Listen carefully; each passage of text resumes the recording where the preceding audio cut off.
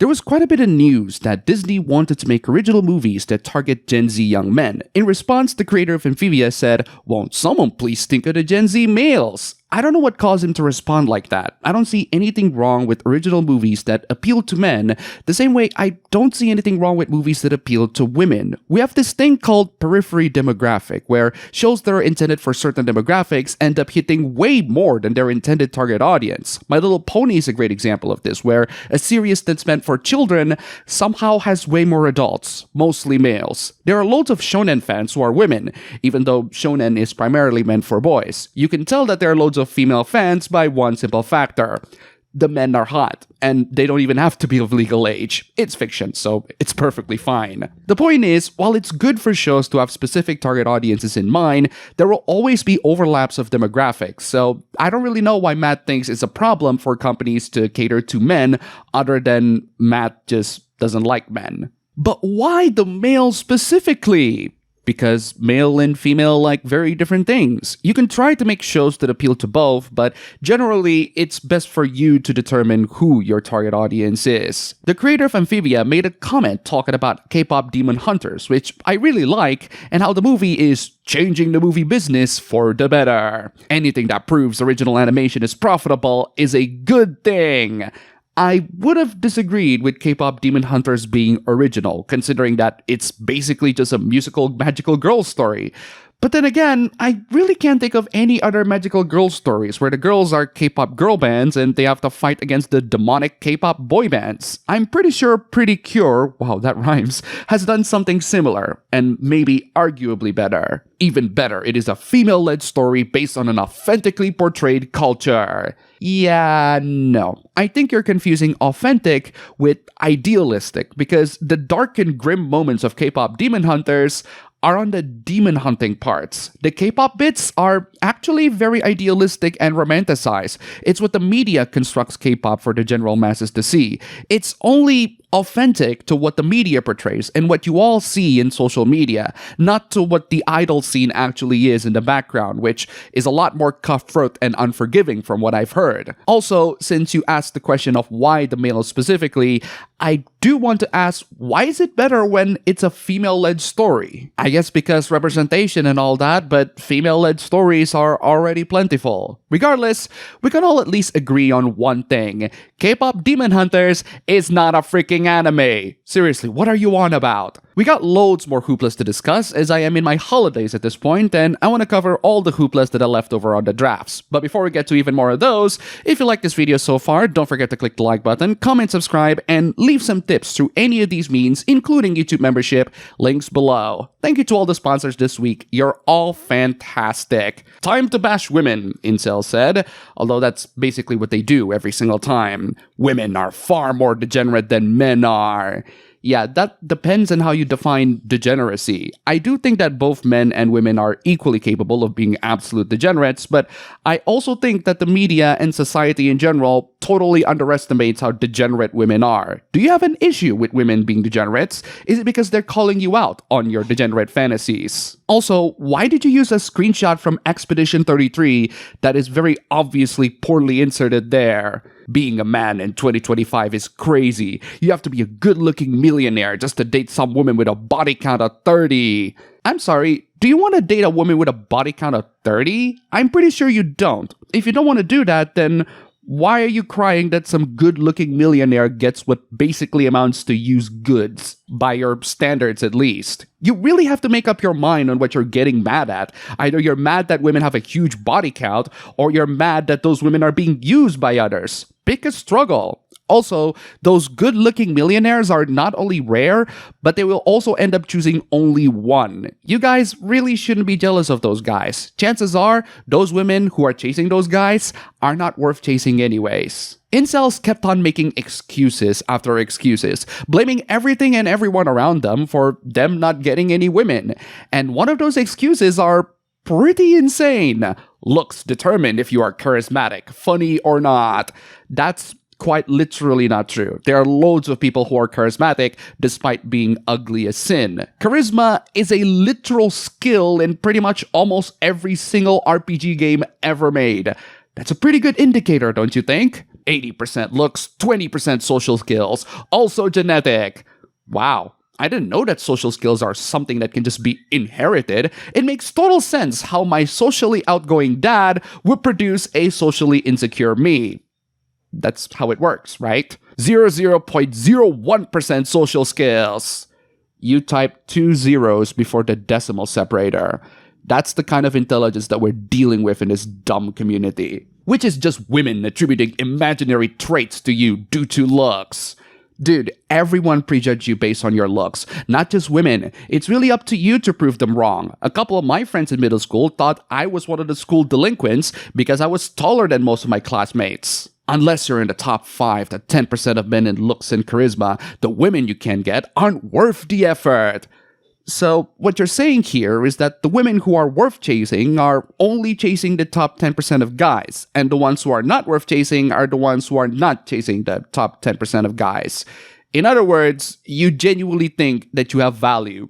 How adorable. Why humiliate yourself to be settled for by some pig? The juice isn't worth the squeeze. That's actually pretty fantastic news to most women because your juice isn't worth squeezing either. One thing that definitely has value is money, and we got a really insane take about money here. Some people just love to deny reality, don't they? Money is not real. Quite an opener to deny reality, isn't it? It's a legal construct that exists as a number in a computer. No, I'm pretty sure I hold money in my wallet. They're not just some legal constructs, and even if they are, I need them for my life. Your rights to it exist only so long as the sovereign power that created and regulates it permits it. So what? That doesn't mean I should just throw it out and say screw the government and the whole concept of capitalism. By the way, this wild idea stemmed from this thread that talked about how people's inheritance should entirely be given to the government. How awfully generous of you to assume that the government is using taxpayer dollars wisely. Not happening in my country, that's for sure. Imagine if we could use that money for the greater good. The greater good. That implies that the government is willing to use that money for the greater good. The greater good. And that you have genuine faith that the government will use that money for the greater good. The greater good. Shut it! It is human nature to hoard wealth and resources within an extended family structure. The entire purpose of civilization is to counter our base instincts for the common good. Yeah, sorry to say this, but we are not obligated to help other people unless they offer us something in return. To even consider the idea of 100% inheritance tax is putting way too much faith on the government in actually spending the money better. And that's just not reality. You're not living in reality. You're totally detached from reality. Money is something that most people at least have one penny on. This person doesn't have any penny. This is one of the most utterly baffling comments from a TikTok post that I have ever seen. There's this TikTok post that talks about how healthy eating is cheap and affordable. But then this person had to make this insane comment. You have a working fridge to put the arugula in. You have a stove or microwave to heat the chicken up. You even have a bowl and a fork to eat it with. Not everybody has those. Really? Not everybody has a working fridge, a stove, a microwave, or even a bowl and a fork. Well, I'm sorry to say this to you, but among the people of English-speaking nations, over 90% of people own all those things. They are extremely common and extremely affordable. Are you seriously using not having a working fridge, a stove, a microwave, and other basic kitchen utensils as an excuse for not eating cheap? What a baffling comment, I swear. Don't worry, even more baffling comments are coming out of people's mouths. It's absolutely astonishing how someone can be this incorrect. 5 years later, it pains me to admit getting rid of the headphone jack was correct. No, it's not correct. It's an incredibly baffling decision that I and many others are forced to adapt. Thankfully, adapting to one is not the most expensive thing to do these days. I just need my cheap KZ earphones and my cheap Bluetooth audio adapter, and if I don't have those, I still have my Anker Soundcore Live P3 or my Galaxy Buds 2. Even so, I still want my headphone jack. Water resistance is so nice. I agree, so allow me to reveal to you that the Samsung Note 9 has IP68 water resistance, and that one has a headphone jack. If the Samsung Note 9 can do it, every other phones can. They just want to follow what Apple is doing. I just got a USB-C wired headphone. It's fine. yeah, I guess it's totally fine having to adapt to the industry. And by adapt to the industry, I mean follow what Apple does, because all the horrible trends that we're seeing on smartphones these days are always because Apple did it first. Thank you, Apple. Moving on from that to our next hoopla, which involves universities. There's being a slacker in college, and there's enabling a slacker. Promised to pay to take his classes, never paid, and now he's off to Cornell. That's right, guys. The OP decided to take the classes of this Chinese international student who lives in a flashy lifestyle, always posting on social media about fancy dinners, wine tastings, international trips, and some startup. He's living the dream, and the OP has to do all the dirty work. Now he's on a graduation trip across countries and bragging about being admitted to an elite grad school, but he never paid me. This is why, if someone is asking you for work, always ask for cash up front. Isn't that right, Dante? Cash up front. This I like. Not only that the OP hasn't been paid, but the OP reported everything to the Academic Integrity Office at UC Davis and provided actual evidence, and yet nothing. He's been allowed to graduate. It's like the student office is just letting it go. It's one thing to be a slacker in college, but it's also another thing to enable one. But if you are going to enable slacking behaviors, at least get paid for it. So partially, this is on you too, OP. Maybe don't let people screw you like that. Here's another hoopla involving college, or lack thereof. Someone is going to get arrested for fraud. Master's degrees are useless. No, it's not useless.